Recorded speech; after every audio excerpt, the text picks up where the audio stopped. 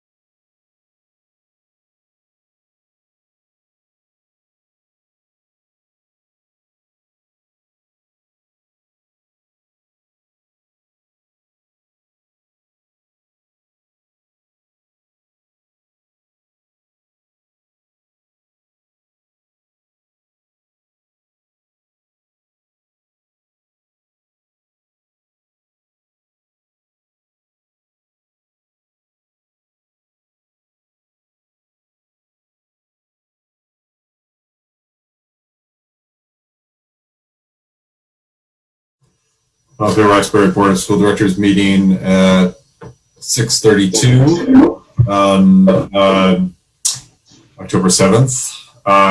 So first order of business is public comment.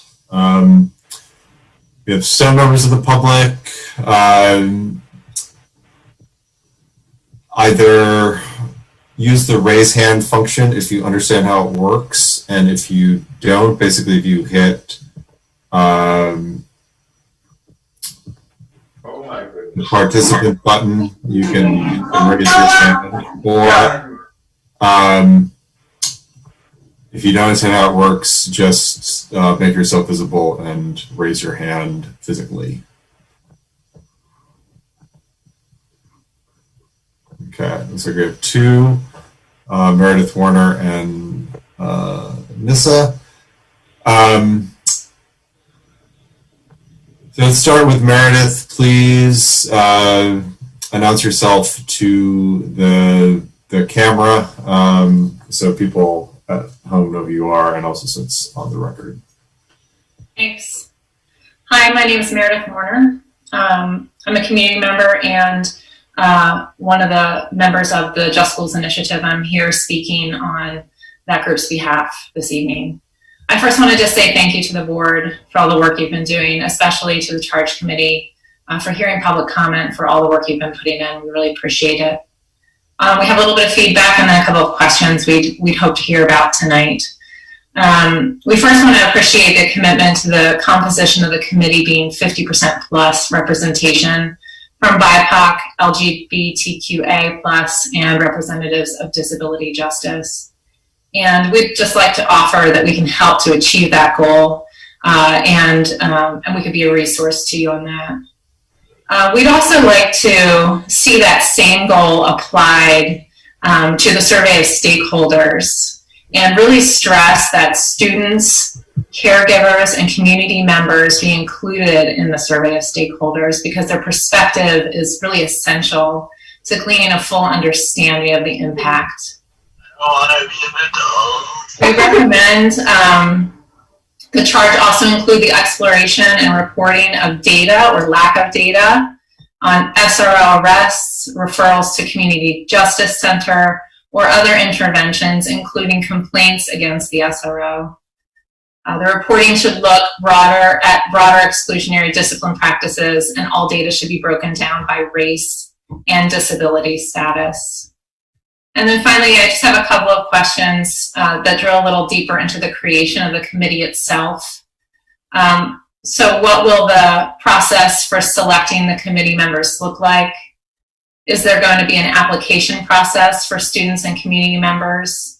How can interested community members, parents, caregivers, faculty, staff, and students express interest, and what would outreach to those groups look like? Who will be responsible for choosing the designated representatives from the district, etc.? And beyond the aforementioned targets around representation, what, if any, criteria will be used to select committee members? And again, on behalf of Just Schools Initiative, we're really appreciative of your time, and thank you for giving me the space to give comment. Great, thank you, Meredith. Nissa? Yes, thank you, Chair Murphy. For the record, my name is Nissa L. James, and I'm offering public comment tonight as a Vermont resident and a mother of two students currently attending Main Street Middle School for the board's consideration. I am extremely concerned that the educational opportunity available to each student at Main Street Middle School is not on substantially equal terms when compared to other towns.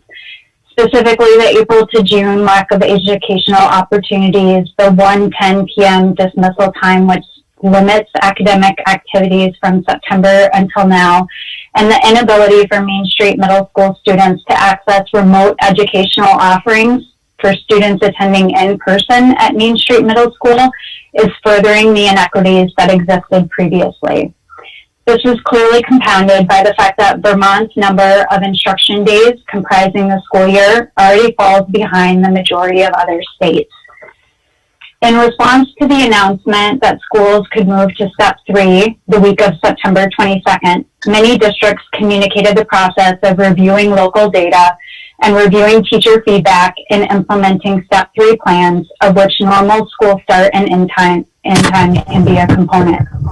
It is extremely important that this type of information is shared with parents of students at the Montpelier-Roxbury schools. Our family received a letter on 9/22 after that announcement indicating that a move to step 3 does not change our plan, but parents were not actually listed among those who had developed the plan. The letter did mention that transitioning from step 2 to 3 allowed athletic teams to play against other schools.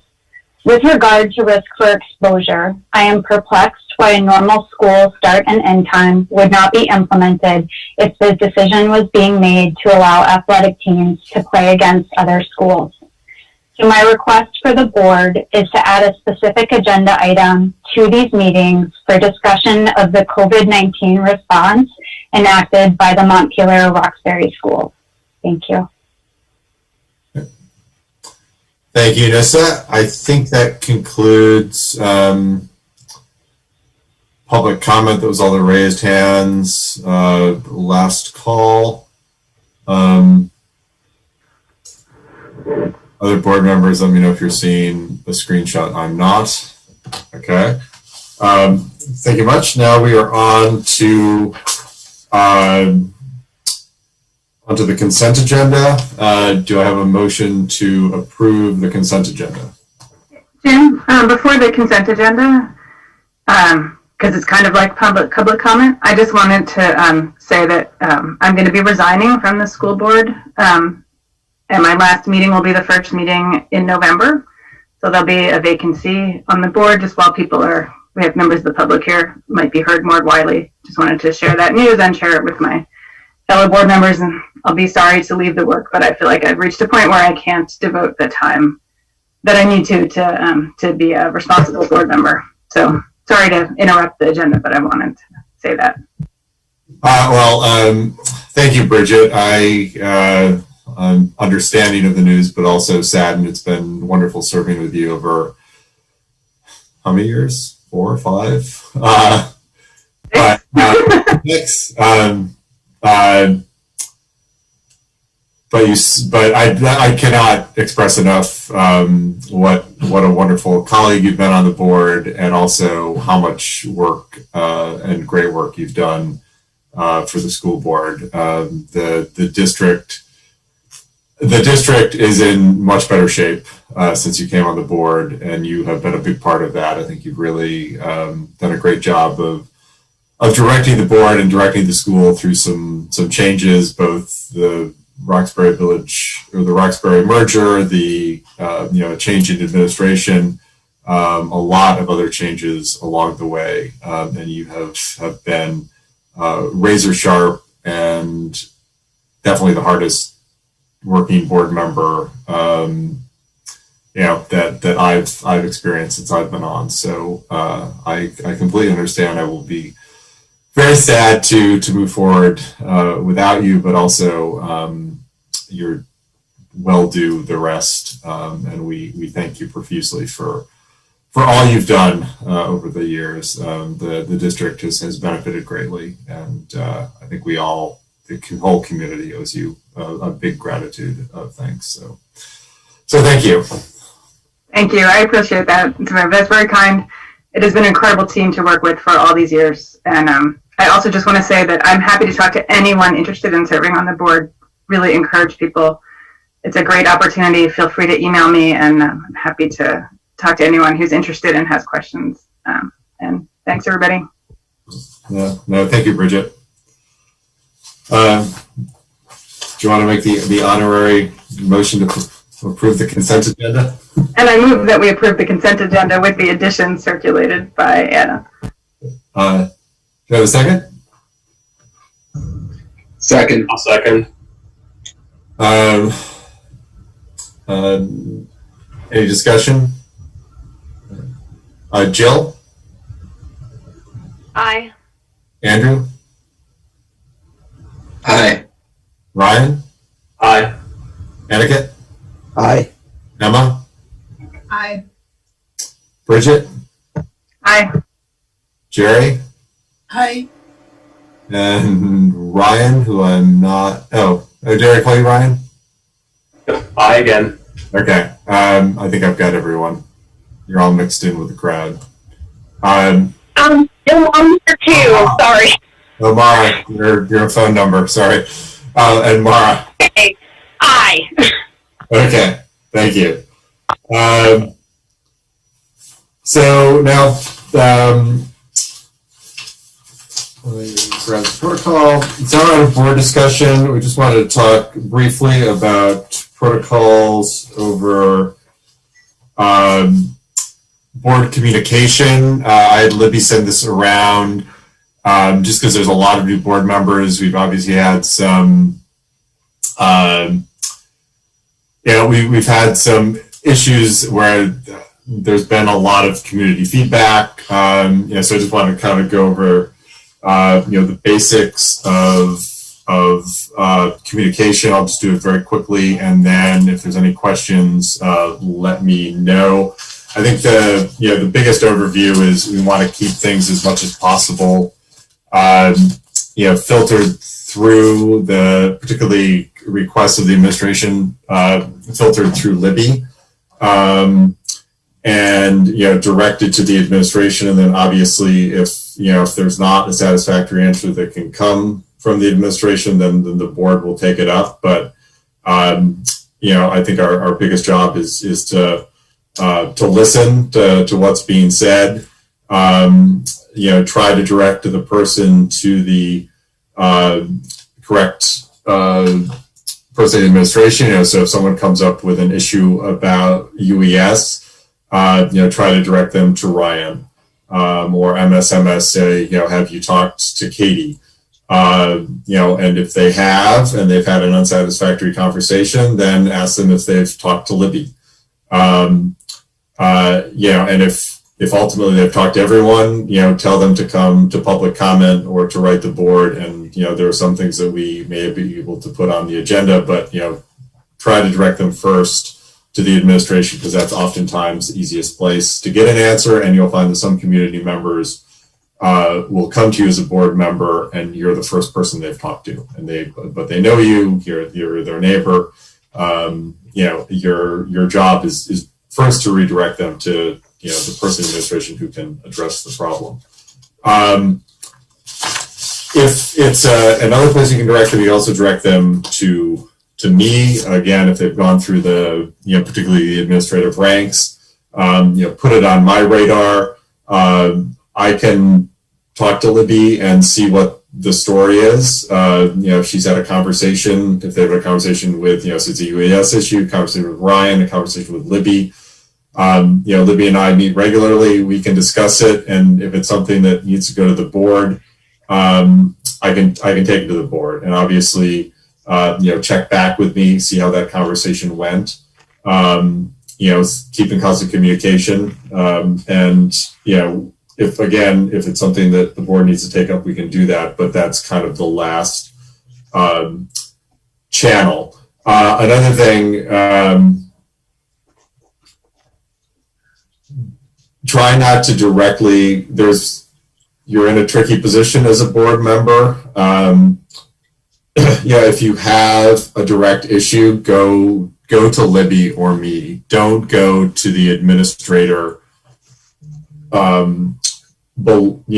under Libby with your board hat on. It can really send confusing signals.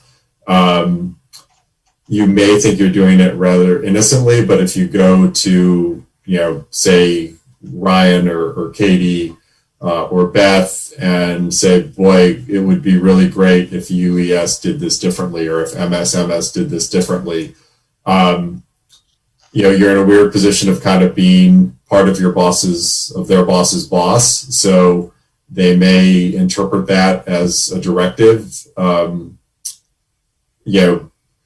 In years past, there were not clear channels like that. It caused confusion, and some, conversations that board members thought were innocent conversations with administrators.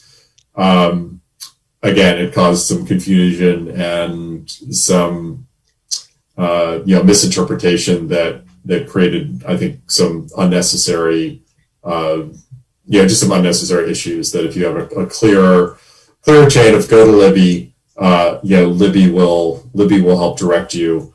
You can also go to me if you don't like the response you got from Libby, or if you want further help, but don't go to the administrator directly. You obviously can go to any administrator as a parent, but make clear that you're coming with your parent hat on, and make a request that you think is a parent request as opposed to a board member request. Social media, in general, if there's an issue that on social media that really requires a response, alert me to it and I will try to respond. We can certainly discuss the response that's needed. The biggest trap with social media is if you're responding as part of a chain conversation and doing it in a board member capacity or something that could be perceived as a board member capacity. A lot of the board members are on these chains. Comments are oftentimes hard to see. Once you get to a certain number, 3 or more, you are arguably in a position where you've created an unnoticed open meeting. And while the law is a little unclear on that, and it hasn't been tested, there definitely is the possibility that board members on a social media chain discussing a school matter could create a unnoticed public meeting. So something to be very careful about. That is also true with email chains. So if a discussion is started on either our private or our Montpelier-Roxbury email, particularly about a substantive discussion, and multiple people chime in, that also becomes a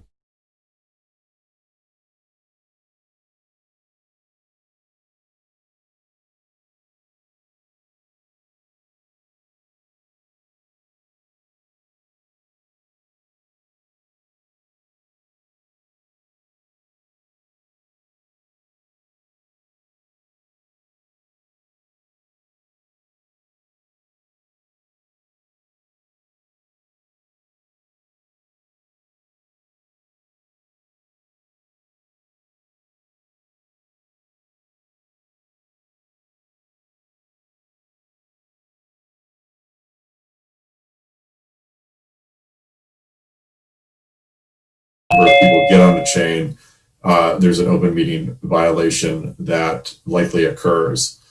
I think that's most of it. If you have any questions about whether a correspondence is appropriate or not, let us know. Obviously, you can definitely respond to constituents, just in terms of I've got your message. I understand, particularly if they're giving feedback for a board matter, like the recent SRO position. Obviously that's something that's already before the board. We're taking it up. So you can definitely respond, let them know you've heard them. Give them information about what the board might be doing, here's our agenda, etc. So that is all perfectly fine. So any questions about that? I know it can take a little while to kind of figure out the nuances of it, but I think the biggest thing to remember are direct people as much as possible to the proper administrator if you get specifically a specific question. Be very careful about starting any sort of chain on either social media or email that could violate the open meeting law, and be very careful about your correspondence with administrators other than Libby. to make sure that you're not giving the appearance of giving them some sort of directive. So questions from the board?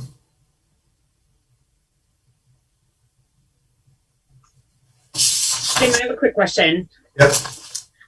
So if we get emails, at what point does it make sense to maybe direct to you to be a point person or a voice for the board? And when does it make sense for us to just reply? Like, let's say someone emails the whole board all at once, who replies? Generally, I will reply, and then that's been the protocol in the past. I would do like one of two things if you want a specific reply. One, you can definitely acknowledge that you got it and say thank you for the input. If you want to make sure that a certain substantive thing gets communicated, I would communicate with me first, because technically we are supposed to be a body that speaks as one. So I would do that. You can definitely acknowledge, thank you for your note. We heard you, and it's on the next agenda. You could, that type of communication is fine. If it's something substantive, talk to me before I respond, and we can discuss it. Because what we want to avoid is a situation where the board appears to be speaking with two voices. Emma? I just want to clarify the document that was included in our board packet. Yep. It says that it's a protocol document, but I can't find the protocol or the procedure in our policy documents that are public on our website. So I find the expectations for Montpelier-Roxbury board members, but no procedure there. So I'm wondering if this is just sort of like a summary that that Libby, maybe you put together, or if it's an actual adopted procedure of how to interpret the policy. It's not an adopted procedure. I can let Libby speak more on it. I think it comes largely from materials and trainings we've had with the VSBA over the years on this subject. Yeah, we had a board member ask as well, how do I respond to this new board member? So Jim asked me to put together a protocol for it. So it would fall under one of those policies, but it wouldn't be up as a procedure. Procedures aren't adopted, the policies are. Okay. I don't know, Jim. We do have a policy about communicating with the superintendent. That I believe some of this, not all of this by any means, that some of this touches upon. Yeah, this falls under the board expectation policy as well as the board superintendent relationship policy. Both of those policies it touches on. The social media, and I actually think it would be helpful for us to have a training with Susan from BSBA, because she's really well versed in the open meeting law, which ultimately, not all of this, but half of this, and I talked with Jim about this beforehand, half of this is really aimed at ensuring that, we have open meetings, and whenever a quorum of us is meeting, whether as a subcommittee or as a committee, we're doing it in a transparent way and in an accessible way to the public, because it can be a slippery slope. You might just be talking about something very, trivial with some other board members, but still, we have to watch it because of our role. Jim, I also think it might be worth touching on the power of the board as a collective versus the power that individuals have, as well as, none of this precludes an individual's First Amendment rights. And we're not always going to agree on absolutely everything. Sometimes, the board will make a decision, and I think as a board member, it's best to say, the board has made a decision on this. We're moving in that direction as a board. Andrew, I don't agree with this. My general perspective on this is A, but the board decided B, and, I'm going to respect that. And the board ultimately as a collective has the authority, and we're moving forward in that direction. So that's the situation, but I understand where you're coming from. And, I didn't vote in favor of this. Yeah, no, you can definitely explain your personal positions.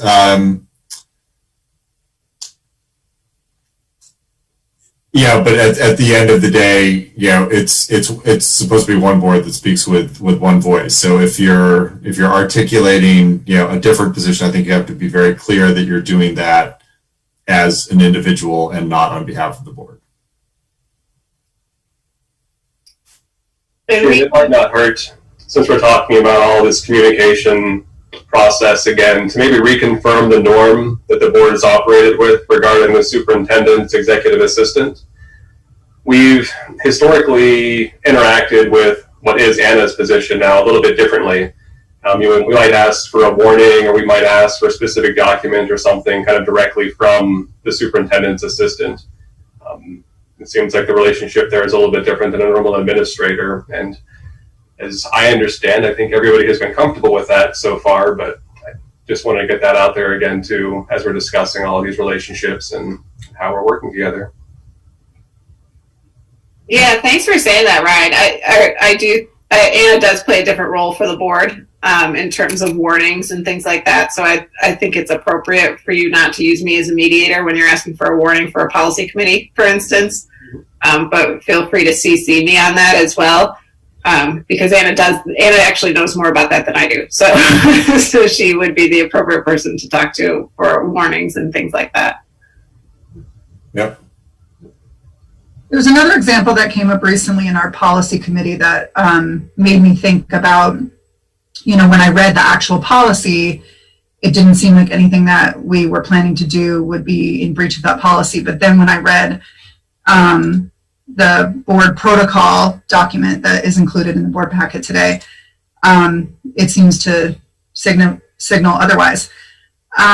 So there was a moment, Ryan, maybe you can remember this, or Mara, you were there, and I think Bridget was there too, but where we were looking for more information about whether Power School or something would allow us to do what we wanted to do under the new gender policy.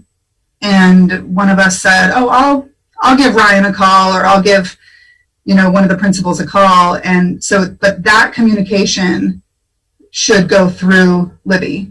Libby, we want to know if Power School does this. You cannot go directly to, that would be a breach of the policy. Yeah. You wouldn't be able to email like a clarifying question. Well, I mean, some clarifying questions are, they seem easy, but sometimes it's, like, boy, could you give me the budget numbers from the last 15 years on X? And that goes to Grant, in the middle of budget season when he's working, 60 hours, and he doesn't know, like, well, do I need to drop all this and find this information for, Andrew or Jill? It's hard to, tell a board member, too busy. So, that's why it's good to have Libby be the gatekeeper of what could even seem like a simple clarifying request. One other thing, Jim, I was just referencing the expectations for the board members, and in there it does mention the chair can speak for the board, but it also clarifies that the chair cannot act independently or direct any actions by themselves, which gets back to the collective power of the board. No board member has any special power to act on behalf of the board without, the will of the board, but the chair is the de facto spokesperson of the board, if you will, speaking on behalf of the board.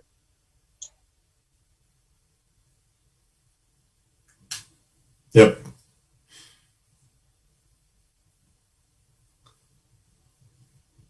Other questions or comments? Yeah, and feel free to, ask me or Libby as it comes up. It takes some time. So. And Jim, maybe you and I can talk about whether it's worthwhile to have Susan Holson come back from the VSBA, because I look around and without Bridget and a new member, and Bridget's square here on my Zoom screen, we'll have an overwhelmingly new board. I think Andrew, Bridget, I don't even think you were there, Jim. I think Andrew, Bridget, and Ryan might be the only board members who participated in that training. Ryan, were you in that? Yes, we were all there. So it might be a good idea. That was a good training. Yeah, no, I think that's definitely I think regular comms training is very helpful. Yeah, and things evolve too, especially with social media, and now with Zoom. Yeah, I mean, there's, we're interacting with the public in ways we haven't in the past, and the laws aren't necessarily catching up. So it's always good to make sure we're in compliance and being effective. Okay, so we're gonna move on. Emma or Mara, do you want to talk about the committee charge, or you want me to lead that discussion? I'm happy either way. You can go ahead. Yeah. Great. So I believe last week, days were blurring. The 3 members appointed at the last meeting to put together a charge and some guidance on the discussion around school safety and police relations, which also encompasses the SRO position, met to put together a proposed charge and also some recommendations around both timing and composition of the committee. The proposed charge is in the packet. It roughly follows the resolution that was passed, basically, highlighting and putting together a committee to look at the aims and expectations for school safety, evaluating the district's primary safety concerns, the historic roles and duties of the SRO, successes of the SRO, challenges and concerns that have arisen around the SRO, and how the SRO position and district safety are being and have been evaluated and accounted for. Also defining the aims and expectations of justice in our schools more generally, especially evaluating the impact of current and historic systems on all of our students, and in particular BIPOC, LGBTIQA, disabled, and other students that are members of historically marginalized groups, defining the aims and expectations and the role and conduct of the police in our schools, given justice, safety, and DEI concerns, as well as the values that the school wants to move forward with, and also to conduct a survey of stakeholders, as well as taking interviews and testimonies of key members who have a role in decisions around safety, including the district administrators, city officials, police officers, teachers, guidance counselors, and obviously parents and members of the community at large. The proposed committee composition was 3 board members, as well as 2 students, and we also felt that in students we could include some recent graduates who are freshly out of the district, especially with more than usual, perhaps being still local given COVID, or able to participate virtually from afar, especially since we've had some students in the past who have had both experience with the SRO and deep involvement in the evolution of the district's commitment to diversity, equity, and inclusion. 2 faculty or staff, ideally guidance counselors or social workers, but recognizing that some of them might be in a position where they're reluctant to speak out given the relationships they have with students and with the SRO over the years. 2 administrators, our feeling was that Libby should not be a member of the committee just because she has a vested role in carrying out the safety charge, But obviously Libby would come to the committee and give testimony and give her perspective.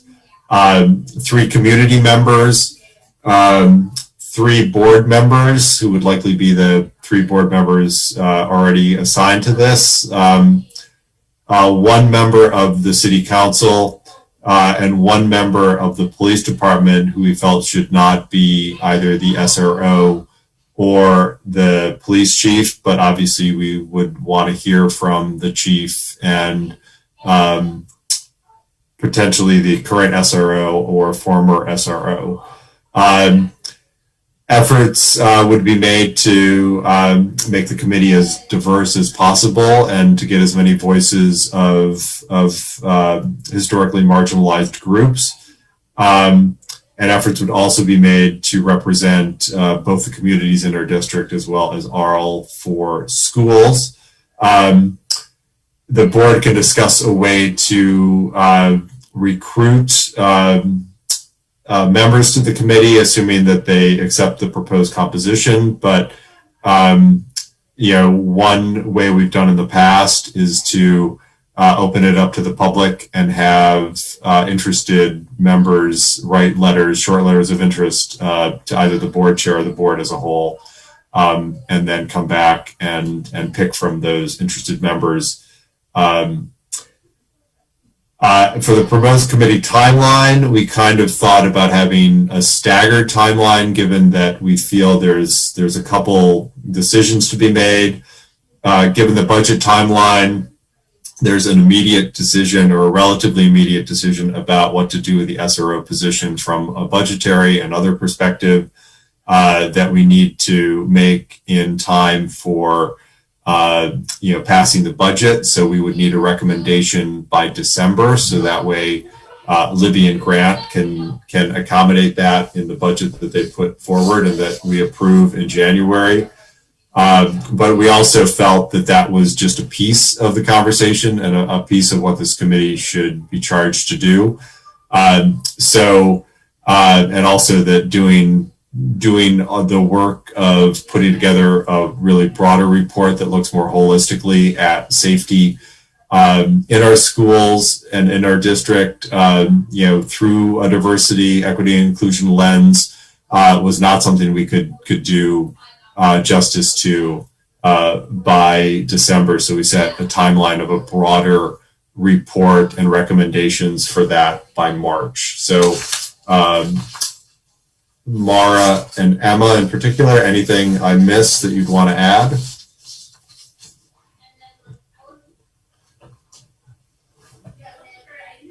I just want to emphasize the real intention, and also the fact that intention is not enough to make the committee be 50% plus 1 or majority Black, Indigenous, people of color, LGBT, and disability representation. Just because it is really easy for organizations to say, we want to emphasize this and we're going to try really hard. And it is another thing to do the thing. And so I just want to recognize that it's easy to make a commitment and not try. And I think it's really important that, as a community, we work really hard to do what we can to abide by the commitment that we made to do our very best to get that kind of 50% plus 1, just because inherently in a district inherently in Vermont, we're a bazillion percent white, and inherently we are the disabilities, the community of folks who represent disabilities rights and LGBT rights are numerically smaller, right? They just are. There's no getting around that they are numerically smaller. So inherently, when we go to fill this committee, it is going to be really easy to fill it with a bunch of white, straight, temporarily able-bodied people, because there are just numerically more of those folks, and a lot of them who are already in positions that we want on this committee, places with voices that we need to hear. So I just really want to emphasize that, because I know it's not going to be easy to do, and I wanted to say out loud that it's important even if it isn't easy. Yeah. Yep, I agree.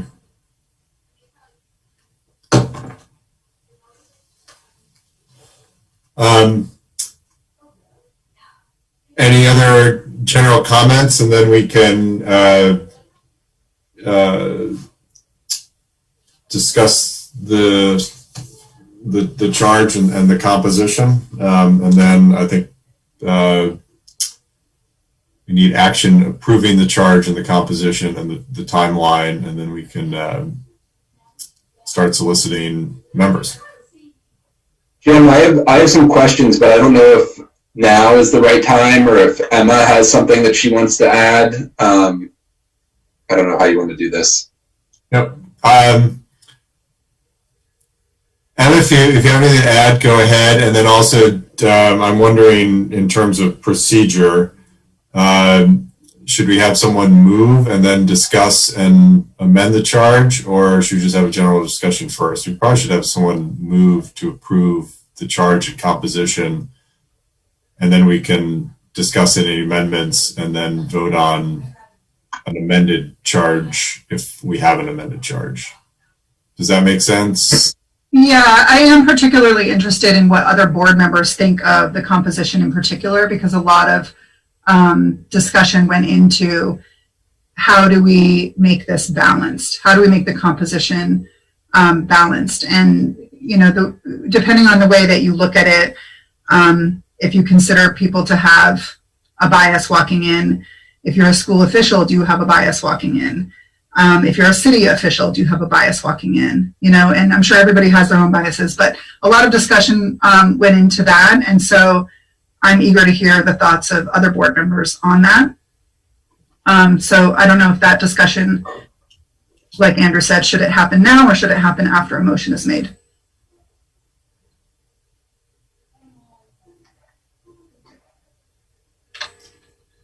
I think probably we should have a motion and then have a discussion. I don't know, Ryan, I know you're a parliamentarian, which I know means... I was just going to say, I'll go ahead. I'll make a motion that we approve the charge that was presented to us in the board packet. I'll second that. Great. Discussion. Andrew, now it's... All right. Okay, so I have a number of questions and comments. First of all, this is very minor, but if we are approving the charge, DEI, I assume means diversity, equity, and inclusion, and I think it would be good to spell that out in the charge. And it's spelled out in some places and not in others, so apologize for that, but... It's all right. We've received some public comments on this, and I had the same exact comment when I went through this with regard to the survey of stakeholders, which is, I wasn't clear, so this is a general question, I wasn't clear why, students, community members, families weren't included in that list of stakeholders for perspectives on the SRO, because I think those are important perspectives, and so I don't know what the general thinking is there. So I wanted to ask that.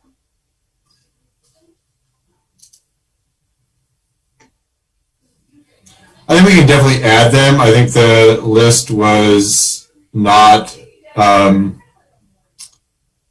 it is not an exclusive list. I think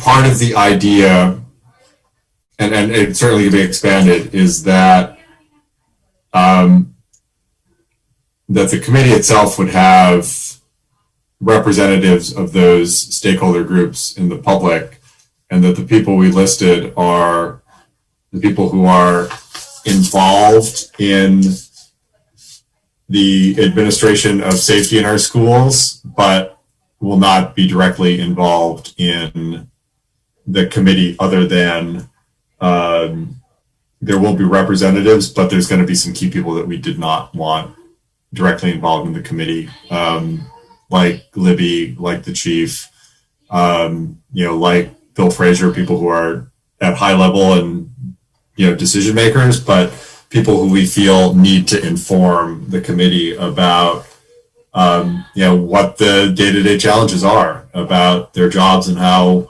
various positions relate to those challenges.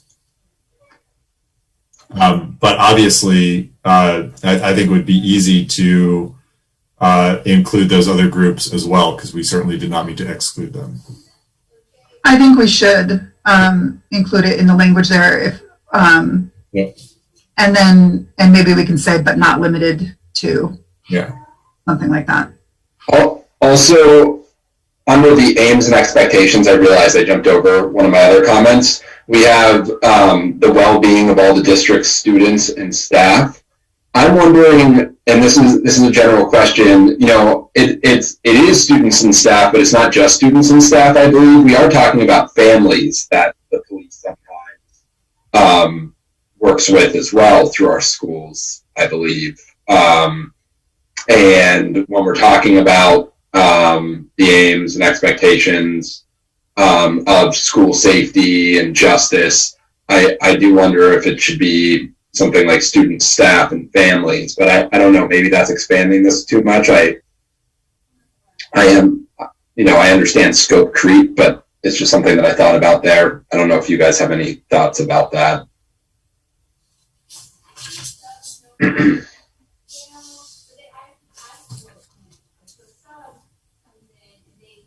So I think that made sense, but say that again, because in part I was under the aims and expectations, it says in the well-being of all the district's students and staff. I wonder if we should expand that to students, staff, and families. Sure, why not? And then my several higher level questions / comments. One is, so to turn this around by December 2020, by December, we're talking about like 2 months from now. That's a really tight timeline, and the committee isn't even formed yet, which can also take some time, having been there. How long do you think it will take to organize the committee, and what kind of meeting schedule are you guys thinking about working on? Because I think this is going to have to be pretty rigorous. It's going to have to be pretty, that's why we wanted to limit it to the SRO decision by December. My feeling is that we take between now and the next meeting to solicit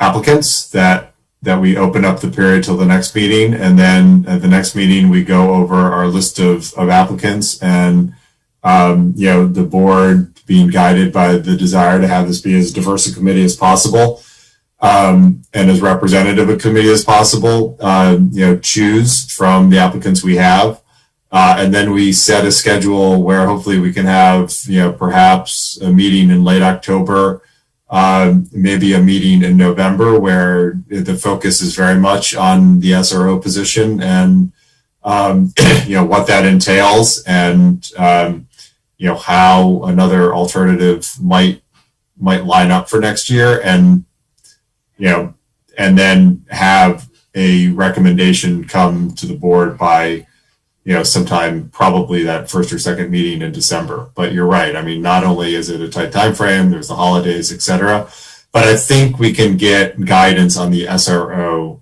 by December, but it'll probably entail a couple meetings, one late October, maybe two, and maybe early November, mid-November, late October, mid-November, whatever. Should we say the end of December? I just don't want to set this committee up to miss an important deadline.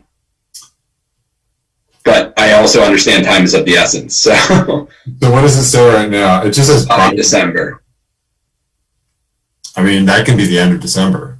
People are, once you hit the 20th of December, it's, well, I guess, people aren't going anywhere this year, but they might be flipping their laptops down and tuning out for a week or two. Okay.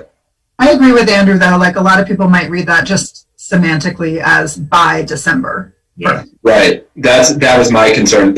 I read it. I'm like, wow, by the end of November, we're going to have this on our plates. And what would happen if, It's at the end of December, if that makes it clearer. what would happen if the committee realized by the end of this December that they weren't going to be able to make a recommendation? Could they extend the deadline, or is the charge the charge? Could it be? I think the problem is we've got other deadlines with the budget. Like, I think when's the latest we could make a budget change, Libby? It's early January, early to mid-January, right? Keep talking. I'll get back to you. I'll just have to pull up the timeline. Yeah.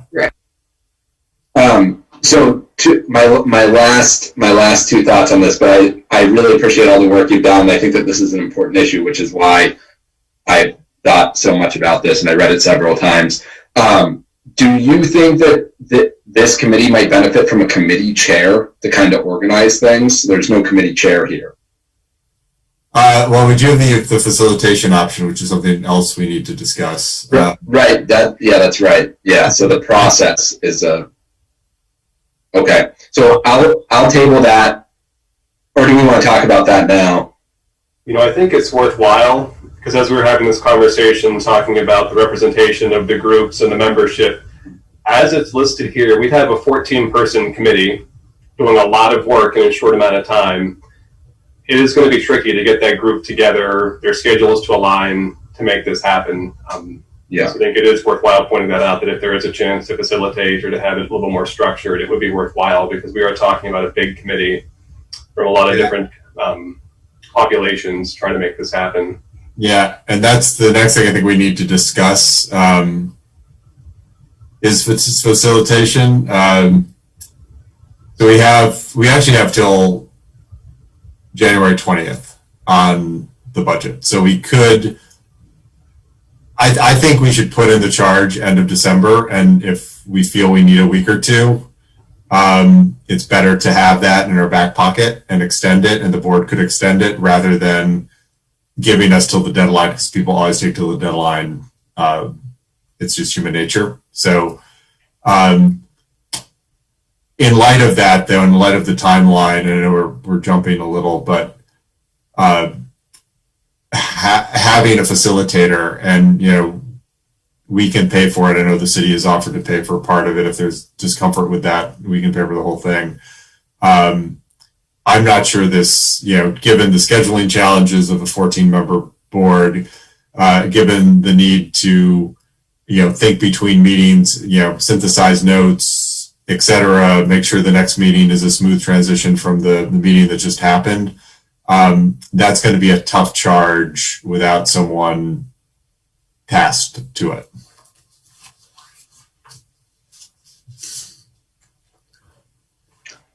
So I think that. sorry, go Go ahead. ahead, Emma. Does the language for a facilitator need to be in the charge? Is that what we're saying?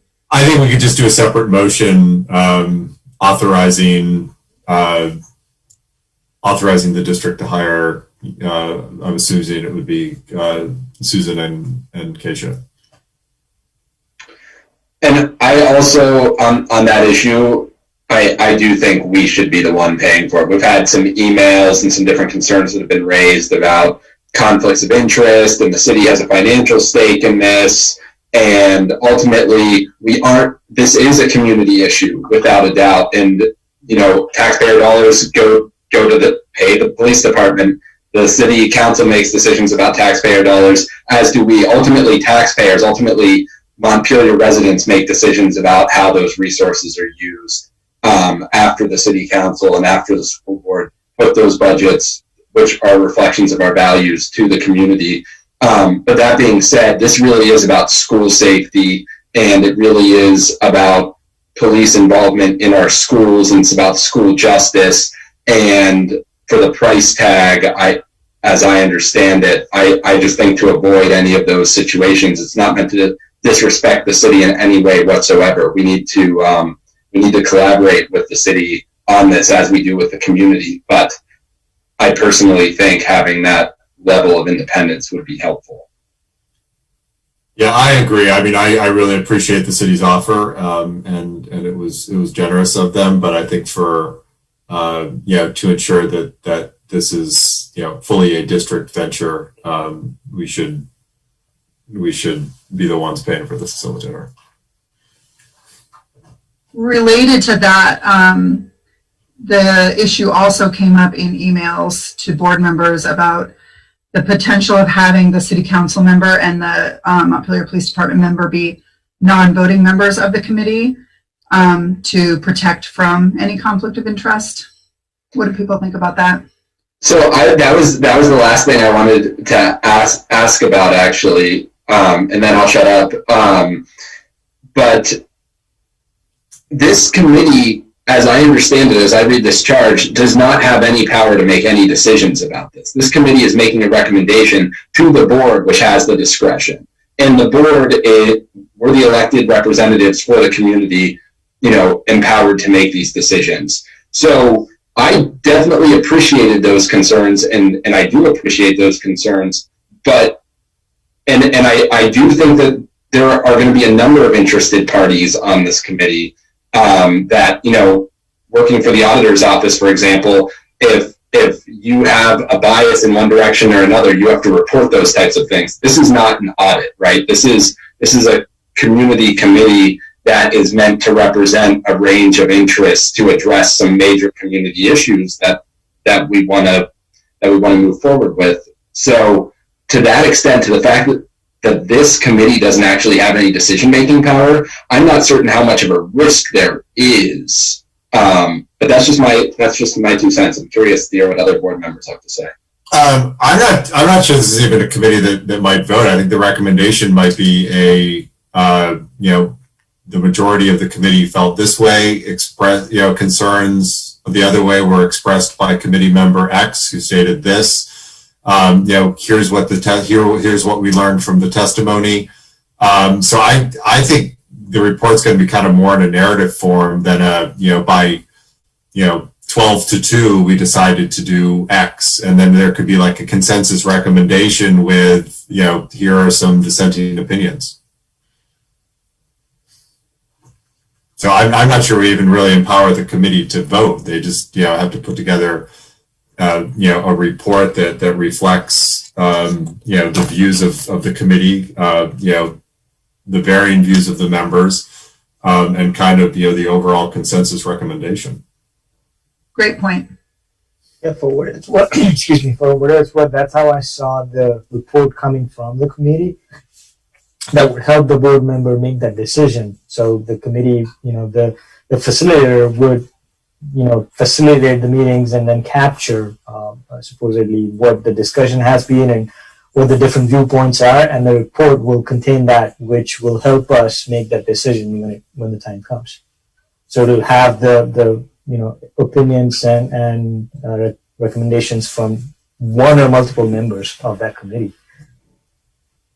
I would agree that I think the narrative and the reporting of what's learned is going to be the most important thing. And if through facilitation and communication the committee reached a consensus, that would probably be very important information for the board. But if ultimately it were, split 6 to 6 to 2, then probably the specifics of that split is not going to be what's helpful to the board. It's going to be the information and the collaboration and the reporting back on what was learned, as opposed to very narrow. If it's a very narrow vote on something very specific, it's not going to be as valuable in any event. So I also want to take some time, I'm so appreciative of all the work that the Just Schools Initiative has done, and so much time and thought has been put into their various communications with the board. And recently they've given us some recommendations as to what might be included in this charge. And so I just wanted to go through some of those and make sure that we were considering those thoroughly as we vote on the charge. Should I just get started? Yeah, go ahead. So I think Andrew already addressed the survey of stakeholders issue. And then there's a call to gather data. And I think we sort of say that in the charge, but we could be more explicit with the language there. I'm going back and forth between two documents. So if anyone wants to help out. I think we could put in, how about, in order to conduct this analysis, it will, using, data as available. Yeah. And it could even be something as, it could be something that we do after the December, I think some of the data will help guide the conversation needed to make a recommendation in December, but further data could be gathered after. Yeah. There's also a line item, a bullet point underneath in the proposed charge, the first bullet point, and then the last sub bullet point is how the SRO position and district safety. Emma, just really quickly on that last point with regard to data, I interpreted it as not just creating a data set from existing data, but beginning to collect data on some of these actions and some of these issues that we're collecting. Yeah, I did too. So it's like we recommend that the charge include the exploration and reporting of data or lack of data. And then there's a list of things. So SRO arrests, referrals to the Community Justice Center, and other interventions. Complaints against the SRO, broader exclusionary disciplinary practices broken down. So, I think it's sort of twofold. Do we have is there any data that we have that's district data or from the police department or from the city? And take a look at that and then explore the possibility of how do we collect that data in the future.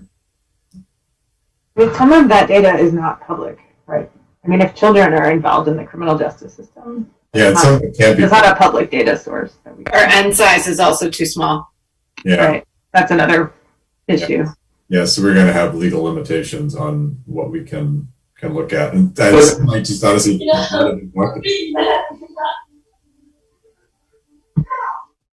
That can be helpful for informing conversation about this, though, as well. I know from the work that our office does whenever we deal with FERPA data, it's really, really restrictive, even more so than HIPAA and PHI, PPI data.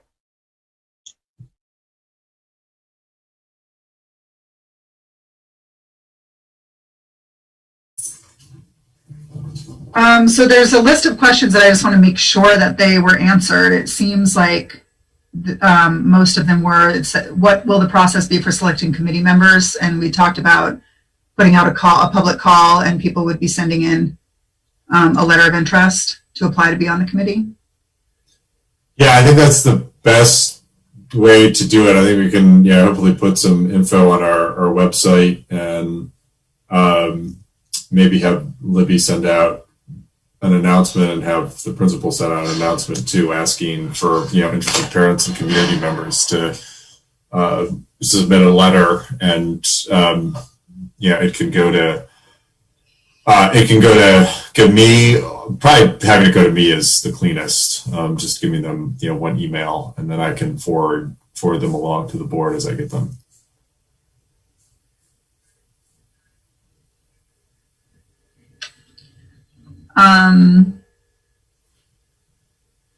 Who is responsible for choosing the designated representatives from the school district, city council, students, etc.?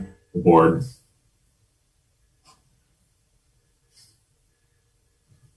So typically when administrators serve on a committee, they're chosen by the superintendent. Yeah. Are we going to stick to that? I think we stick to that, but I think, Libby, would forward us the names of those she, that are interested that she'd recommend, and I think we'd have the final say. I'm guessing we'd be on the same page about that, but I think, does that make sense? No, that makes sense to me. And it seems to me in terms of the city council, they can kind of decide. If multiple members of the city council want to express an interest to the board, then I guess the board can decide. If the city council wants to send a delegate, Yeah. then they can send a delegate. I will say too, I do think there is, with regard to some of the conflict of interest issues, I do see real value to a city council member being on this because of their ability to coordinate with the rest of the city and make requests of the city that we frankly might not get the same response on. I found that with the MS building committee, having a couple of city council members was very, very helpful. And then the police representative will also be able to provide very quick insights into issues that a lot of us don't know, that some people might know a lot about, but a lot of us don't know about. So I do think there's value to those stakeholders being involved in this process. What do you think about the balance of stakeholders, the number of people for various stakeholders? I mean, that's you in general, all of the board members, not just Andrew. So the way I do the math is that there's 3 community members, 2 students, and 3 board members. So that's 8 out of 14 who are really people that represent the community overall. And then 6 slots reserved for more specific stakeholders within the school and the city. It seemed like a good balance to me.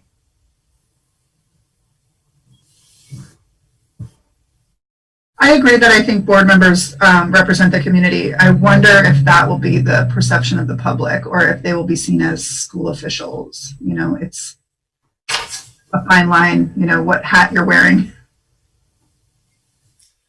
I mean, we do have 3 separate community members. I mean, we are the community's representatives for the district. I mean, we're chosen by the community, not the administration, and we're accountable to the community. I personally think it's pretty balanced. In addition to the 8 that you mentioned, Bridget, there's also the city council member who also is held directly accountable to the public and is meant to represent the public in city matters. One thing I will say is with this tight timeline, getting all these schedules to align is going to be very, very difficult as is.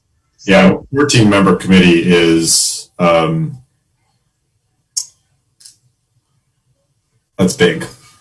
Yeah. I mean, I think we need it to be that size to be representative, but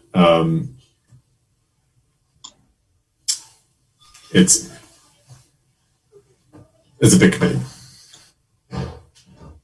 It's big, and the first meeting will just be kind of setting the context.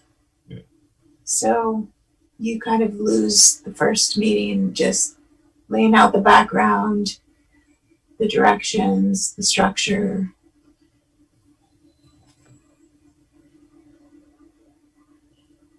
I am indebted to you guys for pulling this together, and thank you for doing all that work. It was really nice to see this, and I think the makeup makes a lot of sense. For me, what I was really looking for, which I do see here, is that we're not starting from just the place of SRO or no, it's what the problems are that we're trying to solve and what our students and our staff and our families need, and then what are the resources we need to get there, not just one path. So I think it was really wise to set that timeline, and I understand the concern about getting the committee together that quickly, but I think we do have to try, because I would like to be able to make that, you know, start January off with some solid information specifically about the budgetary impact, and then to have that little bit more time to really talk about stepping back and addressing the problems, because simply having or not having the SRO position doesn't undo a lot of those problems. And some of the examples that we've heard of what we need as a district for safety for our students are not going to go away, and we need to make sure that we actually do have those resources in place in some way so that our students and our staff and our community can stay safe. So I think considering the timeline and considering the charge, I don't know that there's any other way that you folks could have gone to set this up and pull this together. And I do think it's going to be really hard to keep sort of steering back to the one that's due in December versus the larger conversation. That'll probably be the biggest challenge. But if you're successful at that, then I think it can work. Thank you. I have one other question just that I'll direct to Jerry and Ryan. There was, we made an effort to try to be inclusive of the Roxbury School District. And so we might need help making sure to recruit a Roxbury member, community member. Absolutely.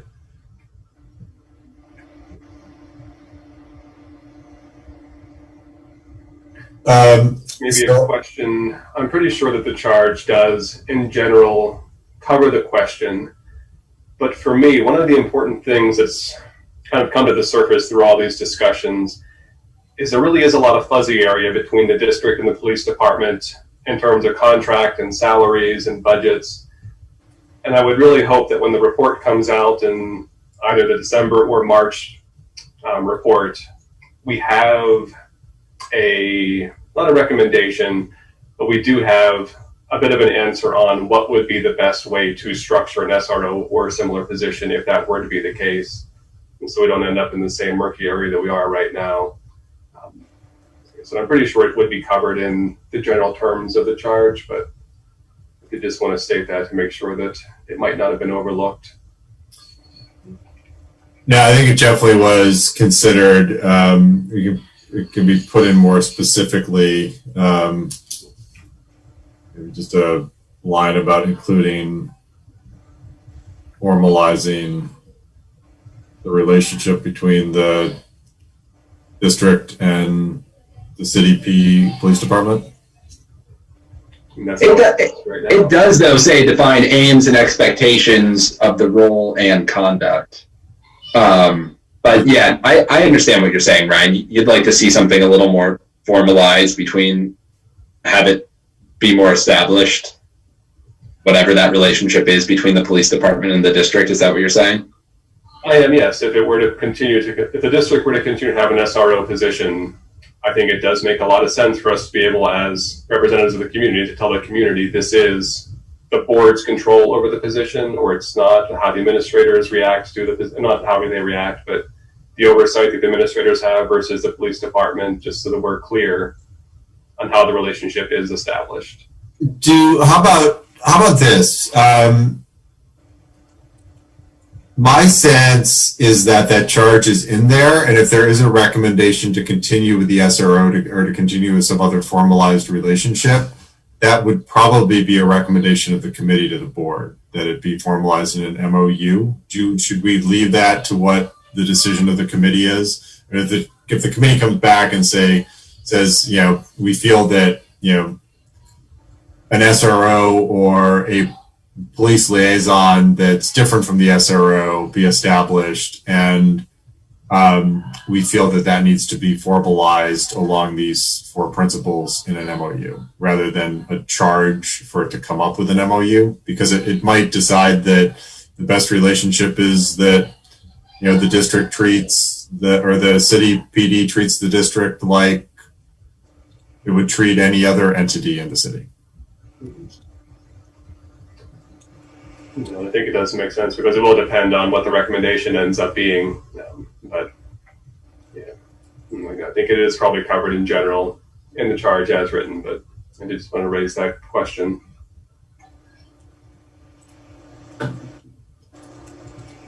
Any other comments or questions? Or I think we probably need a motion to approve the charge as amended, because there's been some changes, most of which I think I've at least jotted down in notes. You have a motion to approve the charge as amended? Can you read through the changes so there's a record of what we're approving? So the major ones I had, spell out diversity, equity, and inclusion. Include that the safety concerns of student, staff, and families under proposed charge. In order to conduct this analysis, it will using data as available, and by available, there is a discussion that also means what the district can disclose in addition to what it also has. so available in terms of a public sense. Survey the stakeholders. This will include, but is not limited to, the ones we have listed, plus families, students, and community members. And that the committee will meet the following timeline with the resource officer position, with a recommendation of the resource officer position being at the end of December rather than December 2020. Those are the changes I have. Anything I missed? Were we going to add any language around data? I'm sorry, did I miss that? Yeah, I did say that we will evaluate, conduct analysis that says using data as is available. So Ryan, would you accept a friendly amendment to your motion? The charge be approved as amended? I would be happy to accept the amendments as presented by Chair Murphy. Do I have a second? A second. Jill. Aye. Andrew.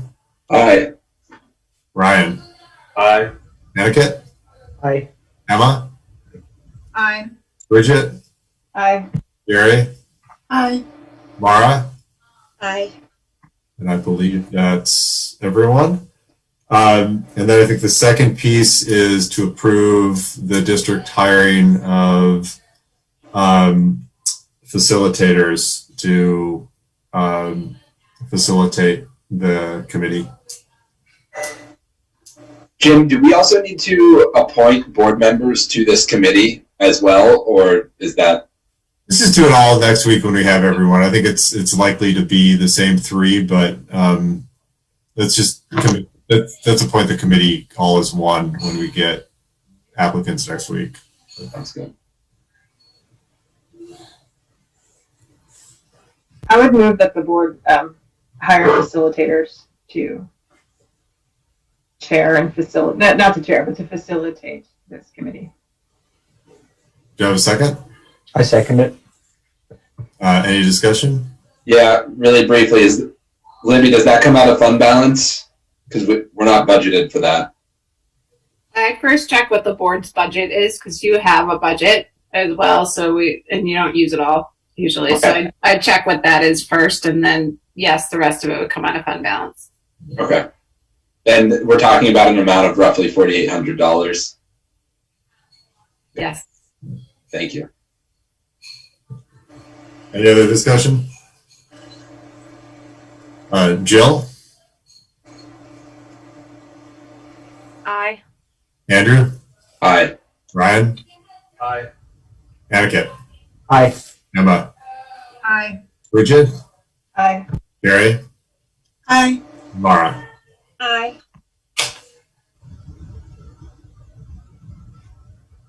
Great. So we are now on to board training, and only half an hour behind schedule. So, Mara, thanks for the reading, and I will turn it over to you in the interest of getting going. Awesome. So I have a proposal for you board folk. And I don't know if it's possible given that this is meant to take place in the public portion of the meeting, but in order to allow us to ever go to sleep on time, I was going to ask that you watch the video portion maybe separately so that we don't have to spend those extra 20 to 25 minutes. I don't know how to make that available to the public except to offer them a link, but if that's okay and we're allowed to do that, then I will gladly cut those 20 to 25 minutes off. Allowed? Yes! Who's everyone's favorite board member right now? Mara.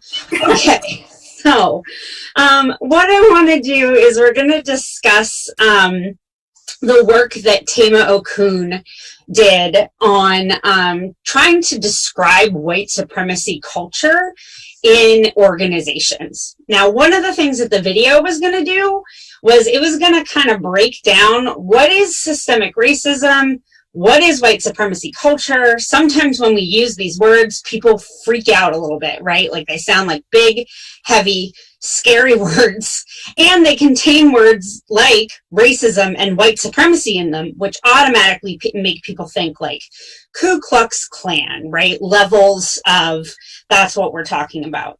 But that's not actually what we're talking about when we talk about systemic racism or white supremacy culture. And mind you, the same way that we're talking about systemic racism, we could be talking about systemic sexism, systemic heterosexism, systemic cissexism, systemic, preference for the middle class, right? So we're talking about race because I want to specifically center race as a discussion because it's really important that we do that. But I want us to understand that all of these isms operate in similar fashions, even when they're separated from one another. And a lot of times they're actually just enmeshed with one another. So I don't want people to think like, okay, well, we're only talking about racism and we're not talking about all of the other things that are discriminatory. We're talking about racism because it's a really central, critical discussion to have, and because we can kind of copy out some of the strategies and understandings from starting to get a capture on what we're talking about when we talk about systems. So I'll just start with the systems piece. When we say stuff like systemic racism, or people say something like, oh, the biases are baked into the system. What do we mean by system?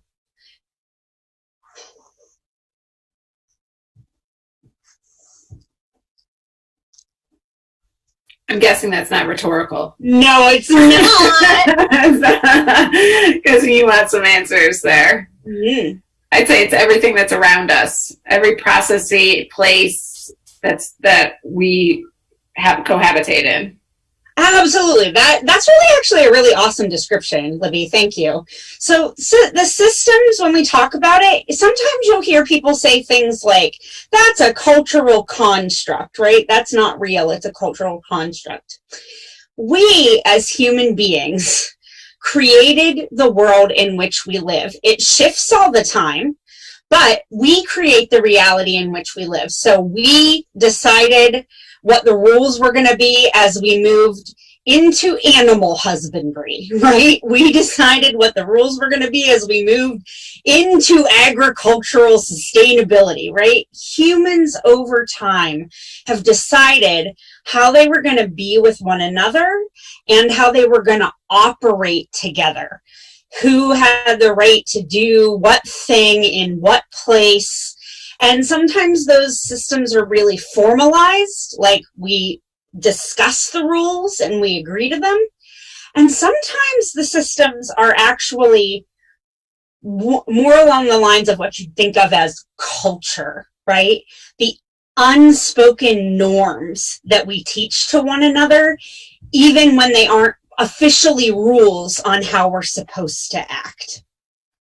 If you ever want to test what we mean by cultural norms, if you are a person who grew up in, say, a metropolitan area of the United States that had elevators, but that also catered predominantly to white people, you can experience physically what our norms are like if you get too close to other people on the elevator. So some pieces of culture are like, no one ever comes to anyone and says, hey, in our culture growing up in Iowa, you are allowed to stand this far from other people in the elevator or you will get in trouble. No one ever does that, right? But we learn through observation, we learn through listening, we learn through paying attention to consequences, what the rules of how things are going to be are. And so we learn things like lots of folks who come from like white culture, and especially who come from like a middle class white culture, like, and in the United States especially, like a lot of personal space between them. We have like a specified actual amount of personal space. It's actually kind of interesting that we will move ourselves physically away from people. Now this is pre-COVID, before the circle around you needed to be 6 feet in any direction. But you can actually notice what happens if you watch in elevators or on park benches, if people get too close to one another when the folks don't know each other. And you can also watch what the differences are if people are maybe coming from different cultural realities. So that's what I mean. When we say culture, we mean what are the ways that we live amongst one another, the things we accept as normal, the things we accept as good and bad, even if we don't talk about them out loud. And then the systems part of it gets even more formalized when we talk about what laws are we going to agree to? What are the paperwork things going to look like? What is the physical environment going to look like? Those are the systems. So all this to say, that is what the video more or less would have said to you, so that we could understand just a baseline about what we're talking about with systems.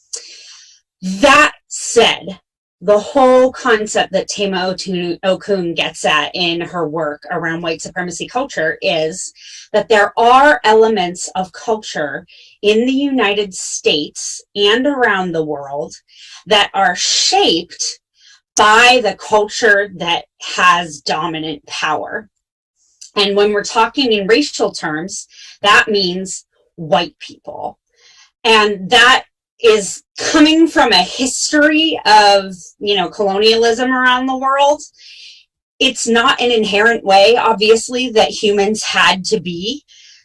If, dominance and power had worked out differently, we would have different isms that we're addressing.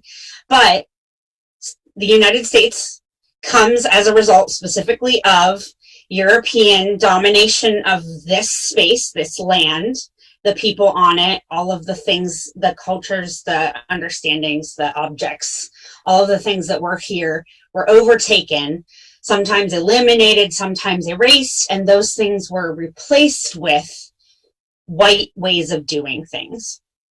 And those things are often unexamined. So that is why I assigned this article, because the first time I read the list of Tema Okun's white supremacy culture in organizations, I said, no, that's just how you're supposed to run things, which is exactly the point of white supremacy culture. And that is to say there is one right way of doing things, and this is the right way to do them, and other ways to do them are inferior or less good or less effective in some way. So what I would love for you first to give me is, just to the extent that you've got, that you have some courageousness, talk about, in, let's say, 5 words or less, emotions, so that's feeling words, right, that you felt, or ways your body felt as you were reading the assignment. So we're focusing on emotions and the way our body felt, not things that you were thinking about, not things you were pondering, no reflections, just things you felt. Anyone, board folks, willing to offer some things that you were feeling as you read?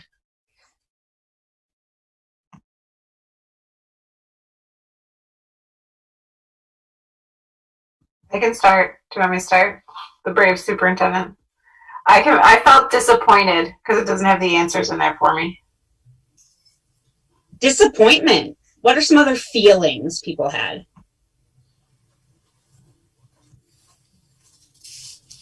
Anger, sadness,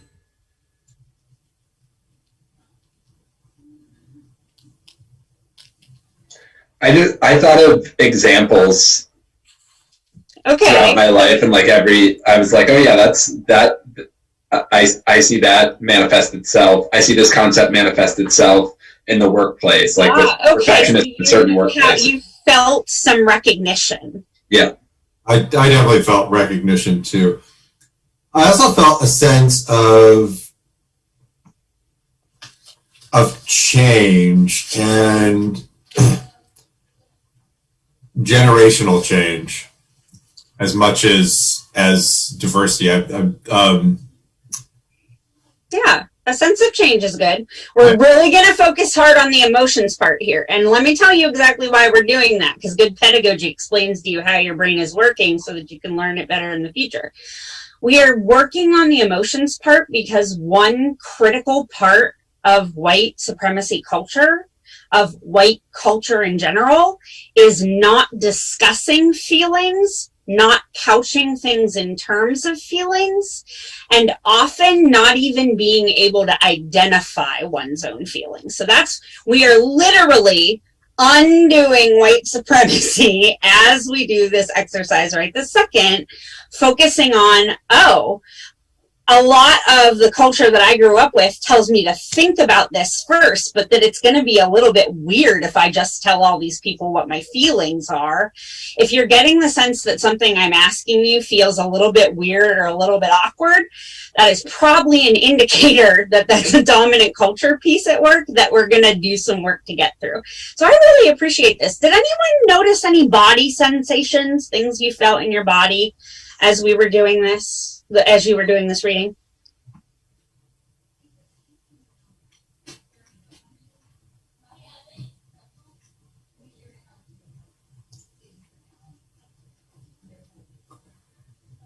I think if I'd read it for something like this for the first time, I may have bristled at it a little more, but I've been through a lot of diversity trainings, a lot of these concepts I've internalized. And Jerry, were you going to say a thing? I was going to say, like anxiety. Yeah, absolutely. A lot of us, when we encounter things like this for the first time, or even for, several times out, there's a tension that rises, and that tension can even be like in your body. You can be noticing, like, when I read this for the first time and someone asked me these questions, I realized that I had been compulsively taking the cap off of my pen. My body had been compulsively managing its stress, and I actually had developed a little bit of like a cut because I had been so, like, my body was managing the stress without my conscious input. And that means that there was a lot for it to be processing. Stuff that I didn't even realize was going to cause me stress to read it. So if at times you felt stressed, angry, anxious, sad, confused, maybe even hopeful, if you noticed like, I can see some places where this changed, a lot of those things create tension. And I just want to also mention that as we're diving into this, because some of that tension is also a defense mechanism that keeps us from talking about this, that makes it so physically, emotionally, and mentally uncomfortable to even read about that we put it down. That is actually part of the function of that sort of, one of the things that you saw in there was like defensiveness or right to comfort.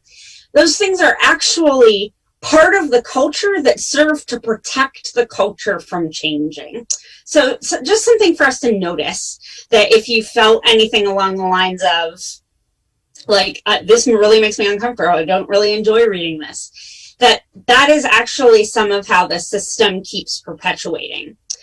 I say that, board members, administrators, and assorted community wonderful people, because those are the things that will keep us from doing the change that we need to do. It will keep us from having the conversations we need to have. It will keep us from having the conversations at the depth we need to have them. It will keep us from raising a point when we have a concern. It will keep us from speaking up at the Thanksgiving table or in the grocery store or at grandma's house for a birthday, wherever you are that you're with other people and you notice things come up that seem like, ugh, that doesn't feel right, but I don't feel like I'm supposed to talk about it, or I feel like it'd be really awkward. Helpful for you to notice that that's also part of the culture working. So that's part of our job to push through. I say that because this SRO discussion, if you haven't noticed, is going to be replete with that stuff. And this is going to be something that we dive into for months. So just think about the fact that your body and your mind will sometimes be resistant to change pieces. And it is your job to push through the discomfort and keep doing the work anyway. All right. So I also have another question that's pretty basic, and that is, what surprised you or interested you, or what's something you came across in there and you were like, huh? Specifically that noise, no other curious noises. And for this one, if possible, I'd love to hear from at least one thing from everyone who read the article. It's my response was it felt very American. It's very reflective of our current conflict and transition we're in right now. A lot of it has been the bill of goods we've been sold that makes you a good worker or whatever, and that's what we've been indoctrinated into.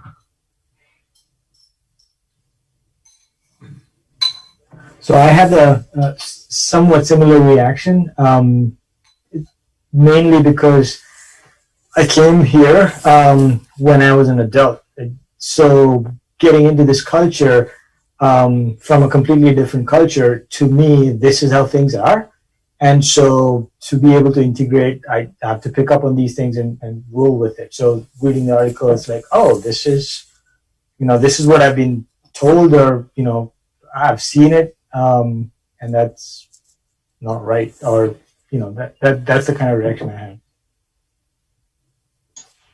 For me, one of the interesting things was the connectivity of the different concepts, like perfectionism and defensiveness. Like, we should be able to have honest conversations about what's working well and what's not working well, and be open to examining those issues. But these concepts of this perfectionism, striving for like this perfect way of being, and not and putting on like this front, paired with like the defensiveness of when you identify something that's imperfect, how like that's just an example of how these concepts come together.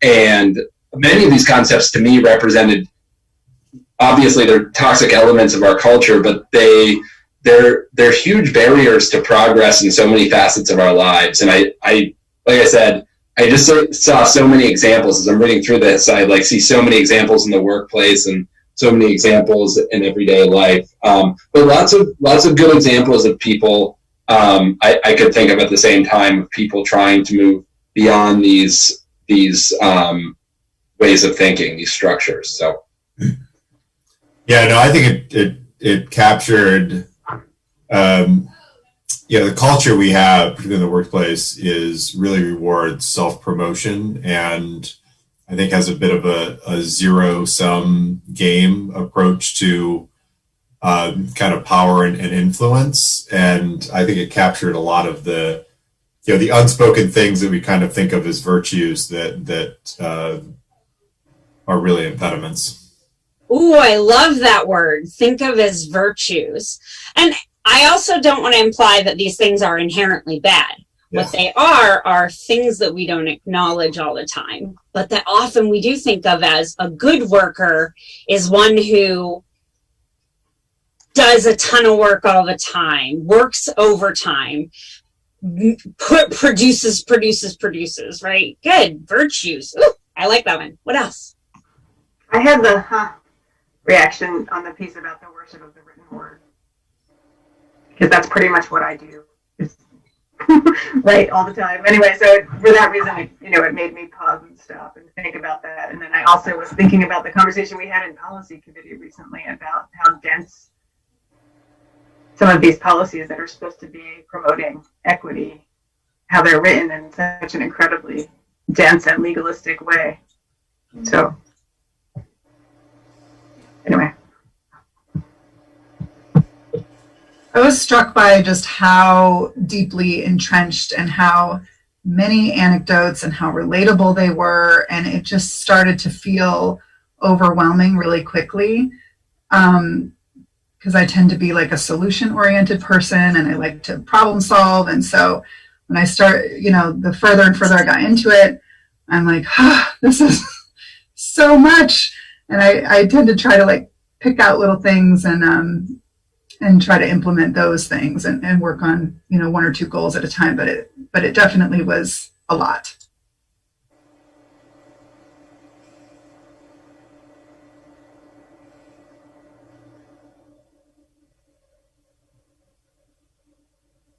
So I guess for me, having grown up in a very German small town culture, I always thought of it as that culture and not American culture. So that would be, sorry, dogs. That would be sort of an aha moment, like, oh, it's not my little town culture. It's actually the whole country. And the reason I say that is because I have worked my whole career with extremely diverse teams. I'm married into an Indian family. So I've kind of embraced all these different cultures and I love learning about different cultures, but I always thought of my original foundational culture as that small town German rather than American. So that was kind of aha moment. Like, oh, okay, this is just American.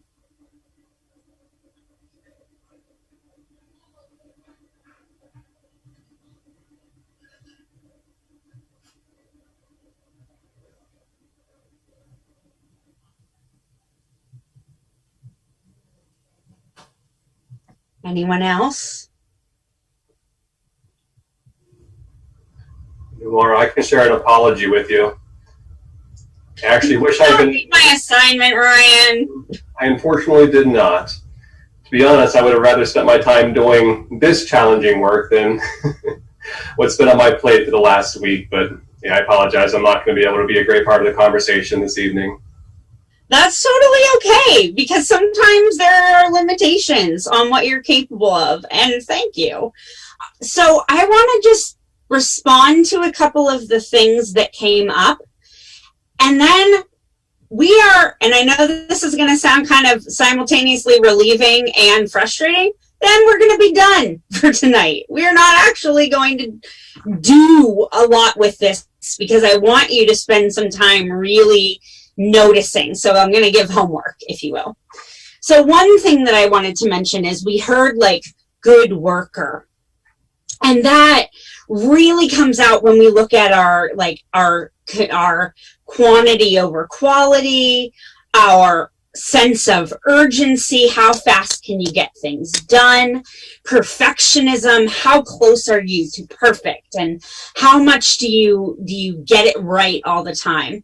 A lot of these things are things that we see as being virtues, like Jim said, of good workers, good people in the United States. Now, I say in the United States, there are other places in the world where lots of these white culture pieces are similarly part of the foundational, like, organizational culture of the area. But when we talk about the United States, it is a little bit different, because the United States is not and never has been only white people, right? The land here did not start out populated by white people. And the number of people living in the United States bringing different cultures and different ideas is staggering, right? When a lot of us grew up hearing that America is a melting pot. But something that is true is that America, sometimes the way Anna-Kit identified, is a melting pot in that it kind of requires you to melt down into the same thing that everything else is, when in fact we could be a tossed salad, right? We could be a composite thing that was made up of lots of different ways of doing things.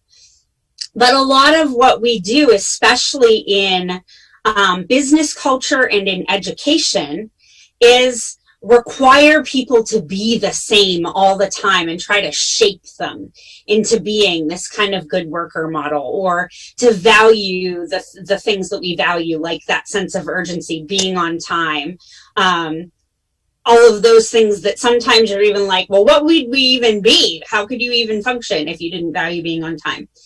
So I just want to play with that one, not only because good worker, but good student falls in that line too, right? Our idea of who a good student is sometimes also conforms to these expectations. And so that leads me to a next piece, which is Andrew raised the idea of barrier to progress. In some ways, these cultural values are intended to try to push things forward faster, but in only one direction, right? So that all the things that we build keep being based on and in line with all of these values that we already had. But it does mean that we lose out on all of the things that come from creativity, diversity of thinking, diversity of experiences. So an interesting fact that I learned when I was a study abroad advisor was that articles that are published in peer-reviewed journals that have multinational authors on them, rather than being from any one nation, are actually cited at a much higher rate.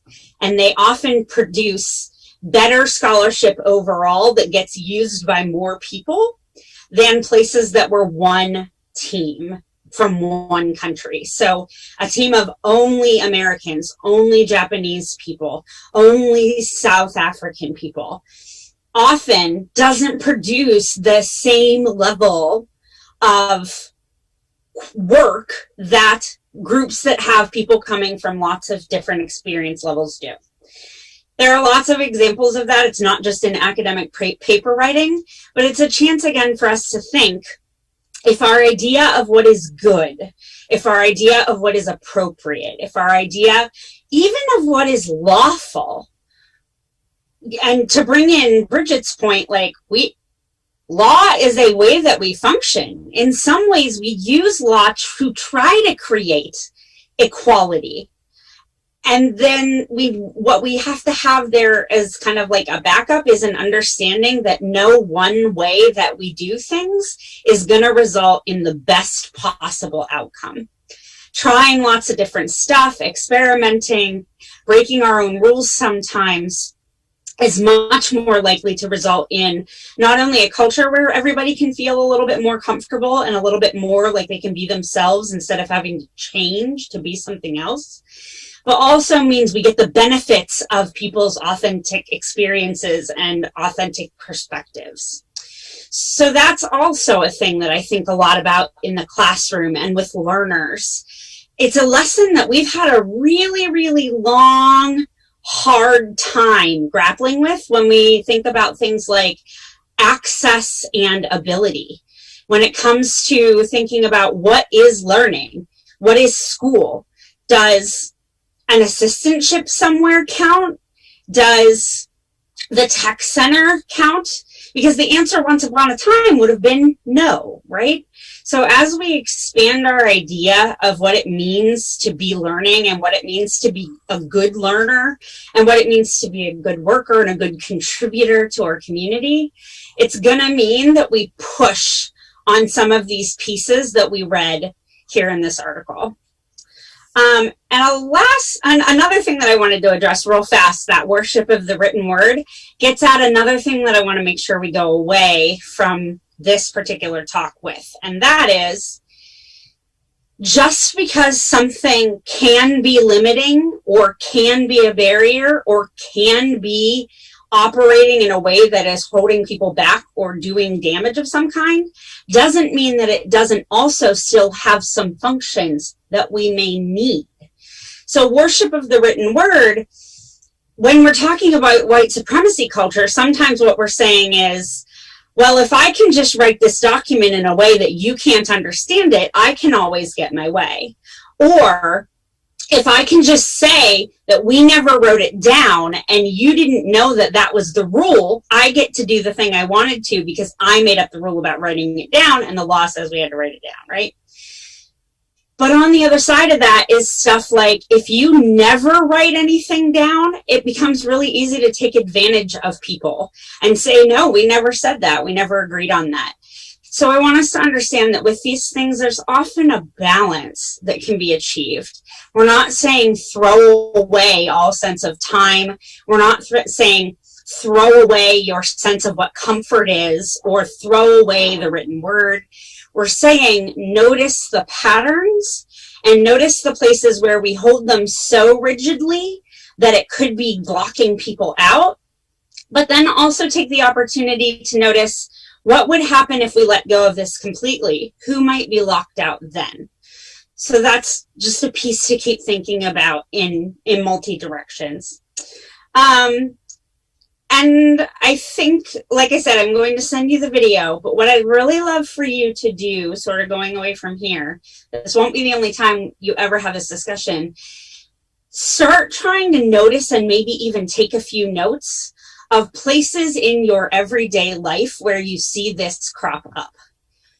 When we're in board meetings, I have mentioned on more than one occasion that I'm like, Robert's Rules of Order is white supremacy culture. Because it is our culture's way of saying this is how we have to do literally everything, that sometimes locks out the ability to do dialogue or the ability to be more flexible. So look for ways that things like this might trigger in your mind. Jot them down and ruminate. And that is literally your homework, is to just notice things that are happening in your work environment, in your board environment. Notice things that are coming out of kids' mouths, right? Because we start teaching this stuff to one another really early. So that's it. All right, I'm done. Let's do the next thing. Thank you, Mara. Thank you, Mara. Yeah, that was excellent. And all your trainings have been excellent. We're super happy you're willing to do them. And super glad you're on the board and able to guide us through these things, because they're tough and needed conversations. So next item, and I have misplaced my agenda, I believe is the Policy monitoring, I think. Policy monitoring. Here's my agenda.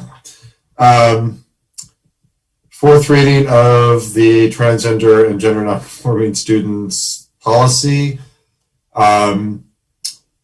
Any questions or additions or edits? Otherwise, we didn't get the new version until earlier today, correct?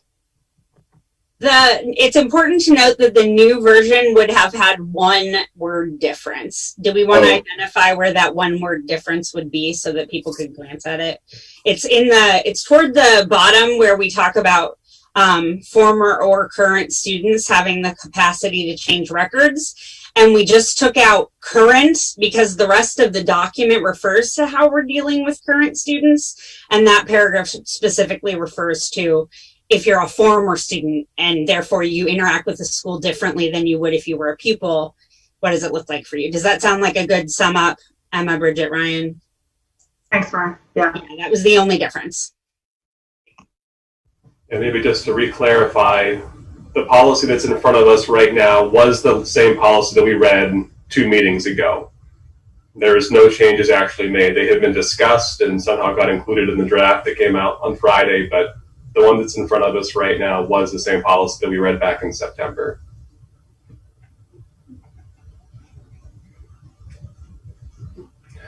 which should I be feel like really maybe good. Bridget could explain why we left the language the same. My brain is not ready to explain our logic there, but I can I nominate you. yeah. So when the language was here before, there were concerns. There's a question raised about why the piece about former students didn't include current students, and the policy committee discussed it. And as Mara said, the rest of the policy is about how the district interacts with its current students, and there really isn't and actually a big part of the challenge of how we interact with our current students can be that we have students who identify differently from their legal name for a period of time. And so that's like a big focus of how we want to have guidance for the district in how the district interacts with current students. This piece about former students and the focus on a legal name change is it's just a different piece. That's because former students might never, they might otherwise not have any basis for the district to be able to change their records unless we put this in there, because normally there's not much interaction between former students and the district where things would be. So it's a specific protection for former students to make sure that their records can be updated. It's really a different issue. And I think we're just trying to keep the two things separate. The guidance for current students is a separate thing from former students.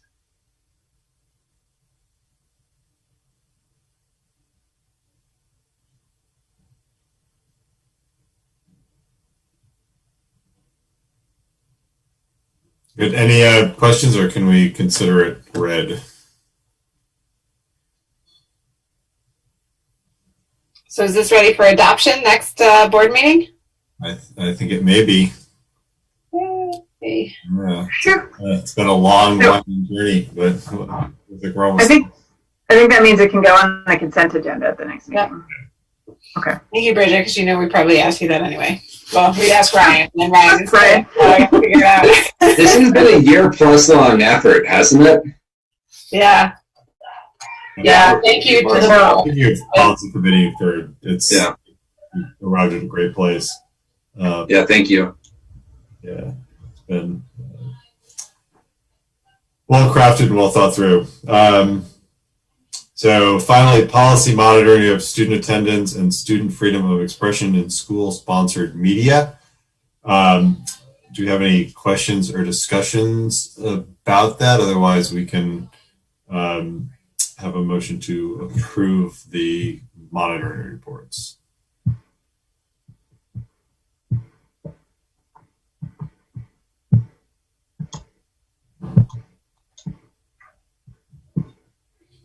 I move to approve the policy monitoring reports. Do I have a second? Second. Any discussion? No? Jill? Aye. Andrew? Aye. Ryan? Aye. Etiquette? Aye. Emma? Aye. Jerry? Aye. Mara? Aye. And Bridget? Aye. So approved. Next is motion to adjourn. Bridget, do you want the honors? I'll move we adjourn. I second it. Jill?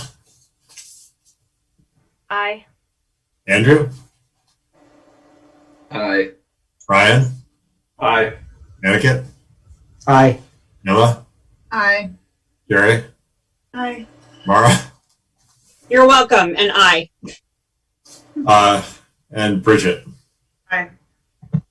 Thank you all. And again, huge thanks to Bridget for all her fantastic work over the many, many years. We will miss you. Definitely. But you have certainly put in your time, and I'm sure it will be nice to have your Wednesday nights back. So Thank you, everybody. thank you again. Bye.